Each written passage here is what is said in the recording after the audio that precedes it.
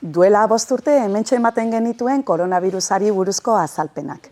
Hasiera batean azaldu behar izan genuen zertzen gaixotasun hori, COVID-19, eta zerk eragiten zuen. SARS-CoV-2 deitu zitzaion virus batek. Gaixotasuna nolakoa zen ikasi genuen eta baita hari aurre egiteko zer egin genezakeen.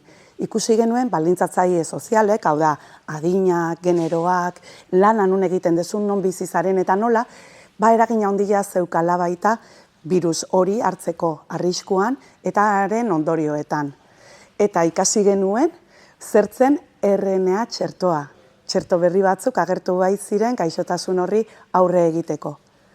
Baita jakin genuen bazela kontzeptu bat oso argigarria egoera ulertzen laguntzeko. Sindemia izena du kontzeptu horrek eta esan nahi du krisi batek baino gehiagok bat egiten dutenean haien ondorioak batu beharrean areagotu egiten direla.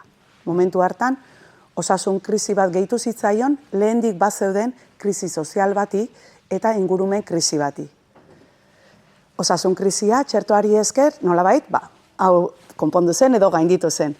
Eta gaur egun komeni zaigu ikasitako hori guztia gogoratzea eta aintzat hartzea oraindik ez badaukagu txertorik edo konponbiderik beste bi krisientzat. Beraz, baliatu dezagun efemeride hori gogorarazteko.